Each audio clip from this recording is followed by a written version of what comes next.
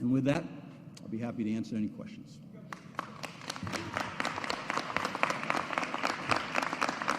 Thanks, guys.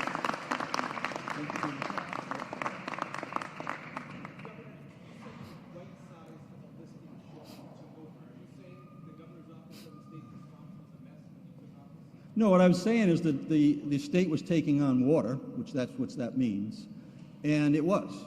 Our economy was struggling. We were at the peak of a pandemic. We had the lowest vaccination rates in the country, and our schools that were a big question mark about getting kids back in the classroom. And history has shown that my interest in schools has proven to be true when we have a recovery that could take as much as 2 to 5 years to actually recover from this pandemic. So I'm describing the situation which was real. Yes, the state of Rhode Island was taking on water, and if we made different decisions, it would be still taking on water. And today, we have momentum, and that's the reason I'm running for governor, to take advantage of that momentum. Who knows? All I know is that we did the job that we needed to do, and that's what the people expect. Governor, if elected, what specific policy are you going to pursue that none of the other candidates, other Democrats, would pursue? So I'm not into comparing, and we'll take care of the campaign and everything that entails in terms of comparing notes. All I can tell you is that we have put out a strong platform. Our budgets describe priorities. The budget is one that we can afford. It doesn't have any new taxes. The dollars that we're appropriating through the federal dollars meets the needs of the state of Rhode Island in terms of investing in housing, investing in jobs, investing in our schools, so I don't compare. I just go out and do the work and get the help of the people who are out there doing the work right every single day. I don't have to offer anything different. I offer what I do, and I just described where we are. Fastest growing economy in the recovering economy in the country, highest vaccination rates, lowest hospitalization rates in terms of the COVID. Those are all results of work that we were able to do, working on the most important things that are facing the people in the state of Rhode Island. So we'll let the campaign determine where the differences are. All I can tell you is that we're going to continue doing the work to make sure that the state of Rhode Island does meet its potential in a way that I believe it can, and we have the momentum to make that happen. So when I was a mayor, we put together a coalition of municipal leaders. Charlie Lombardi was there, Joe Policina, then I came on board after, it was a little before Lisa Baldelli-Hunt got into office, but we continued doing that. Joe Alman was there, working in our office right now. Municipal leaders and leaders in the state of Rhode Island, they should leave that political sign at the door, and they should get the work done. And that's exactly what we did as municipal leaders, exactly what I'm doing today as a governor. Again, as I said in my remarks, meeting with the Senate President, meeting with the Speaker weekly on behalf of the people in the state of Rhode Island. Governor, what parts of the Rhode Island 2030 program are you engaged in? The 2030 is a vision for the state of Rhode Island that is being embraced by everyone in the people, many thousands of people in the state of Rhode Island. They've been including in that. The Rhode Island 2030, our budget and our proposal in terms of how we would spend the $1 billion reflects that vision, whether it has to do with it growing our economy, taking advantage of the opportunities that are in front of us on the green economy, the blue economy, life science, supporting our small businesses. I mean, we're here today on a mid-sized, fairly large business. As you can see, we need large businesses. We need to support them. We need to support a small business.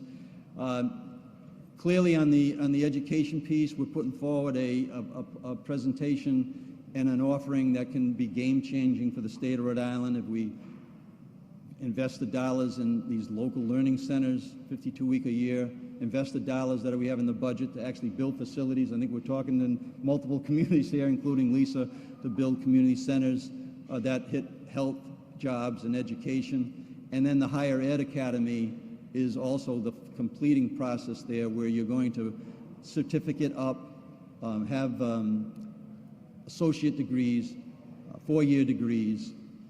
When we lift up the state of Rhode Island on education, and we make education the priority in everybody's community and their families, we know it has an economic advantage over, we reach Massachusetts levels in our schools. It's worth $2 billion of earning power for the people in the state of Rhode Island and their families.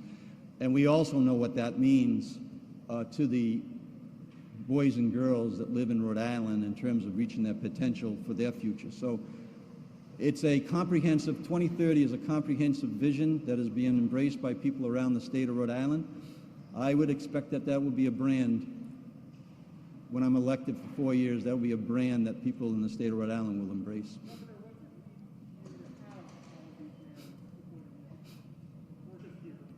Yeah, so we're just starting to launch out. I mean, to have support from really strong and leaders in the state of Rhode Island, including our lieutenant governor and our mayors, that's how we get things done. If we don't have that base of support locally, really what we say on the state level doesn't matter. That's why I put 39 flags in our rotunda at the State House to remind people that those are the communities, the people who live in those communities sent us to the State House to do a job. So it's very important. It's very important not only for me personally to have the friendship, but also it's very important in terms of policy and improving the state of Rhode Island and taking advantage of the momentum that we have been building.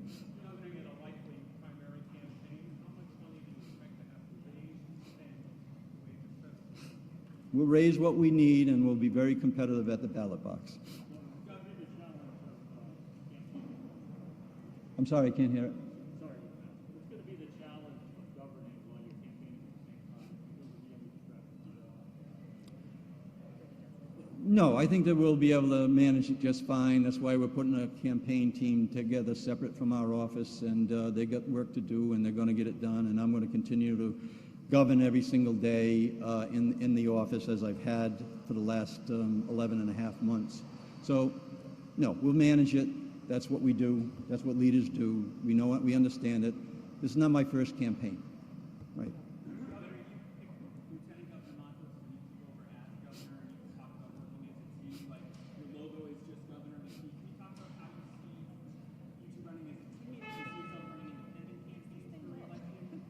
Well, there's a reason I invited us to be in here today. I think it speaks for itself. Governor, you said the state was leaking on water when you took over. Given what we've seen in the last few months in terms of COVID rates, how do you think your response and your administration's response to COVID was affected? Well, first of all, we're number one in vaccinations in the state, in the country. We have the lowest hospitalization rates in the country today.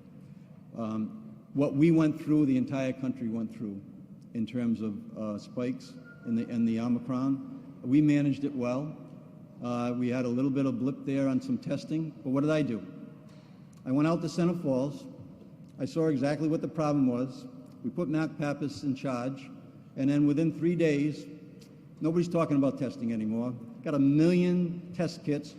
Joe and I spent out in the cold for about 3 hours, putting out thousands of test kits to the people in the state of Rhode Island. So, look, we're in a really good position today.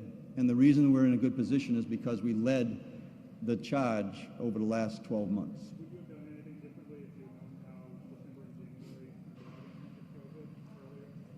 Well, first of all, we tested more than any state in the country. So of course, we identified more cases than anywhere in the country. And that's what we were supposed to do to keep people healthy in the state of Rhode Island. So we every single day we worked as hard as we could. We did our very best, and we're getting the results for it right now. So I can't look back and say, oh, we could have done this or could have done that. When we're positioned in the state of Rhode Island the way we are today, I think the people in the state of Rhode Island can be very proud of the way that they responded to multiple challenges that we've had across the way. So no, I would say we did a very good job. There's always room for improvement, but we did a very good job. I'll take a couple more.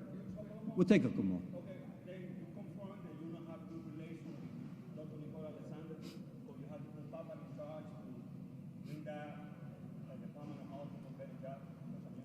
No, what we do is respond. We respond to the challenges that are in front of us. So we did respond. And Mark Pappas, Director Pappas, was involved, engaged for the whole 2 years. So he was just a good person to put in that place to kind of shore it up and make it a whole of government operation. So we did what we needed to do, and we did it well.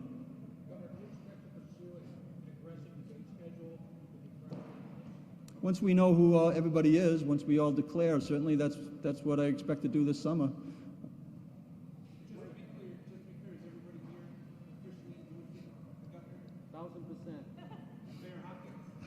Yeah, he's here to help out today. Leave him alone.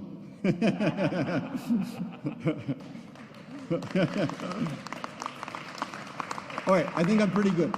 Thank you so much for being here today, and thank you for everybody out there that's listening. We got a good team, and we're ready to go.